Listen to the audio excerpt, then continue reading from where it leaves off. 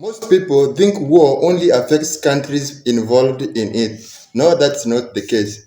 War eats fuel prices, food prices, inflation, jobs, interest rates, and business worldwide. Here is a simple roadmap on how to become financially stable in these uncertain times. Immediate protection, smart positioning, and long-term survival strategy. Without much ado, let's dive right in. Tip number one, build a bigger emergency fund. Right now, cash flow matters more than investment. During global uncertainty, companies slow hiring, businesses cut costs, layoffs increase, and people without savings get hit fast.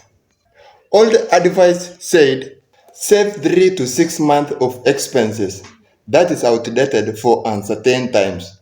New target save 9 to 12 months of living expenses. These funds protect you from job loss, medical bills, and sudden cost increase.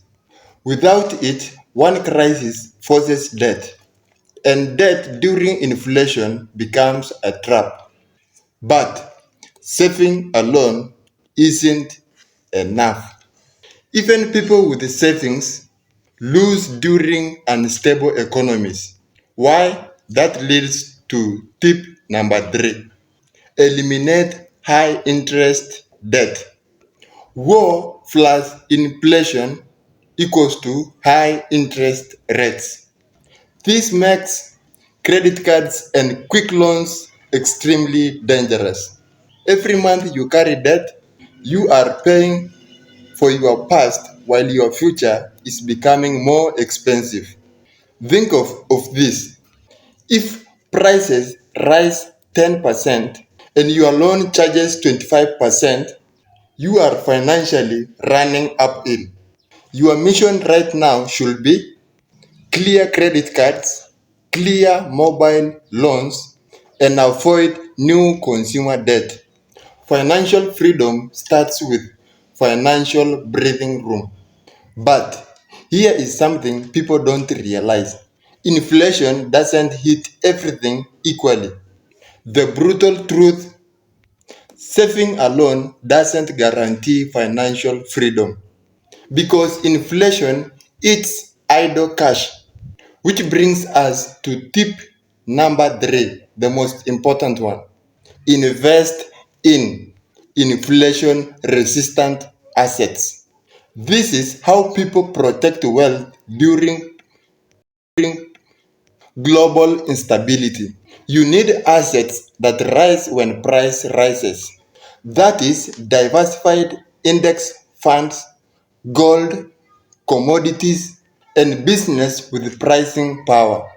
Don't keep all money in cash. Cash safety is short term. Asset protection is long term.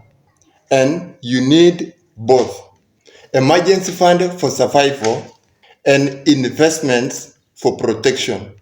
This balance is what keeps your financial future stable. If you remember nothing else, remember this. First, build an emergency fund worth of 9 to 12 months of expenses. Second, eliminate high interest debt. And lastly, invest in inflation resistant assets. Do this and you are ahead of most people. You don't need panic.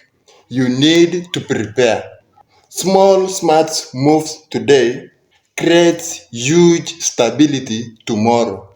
If you find this helpful, give it a thumbs up as this tells YouTube that it is worth pushing to more people. With that all being said, see you in the next video. Peace.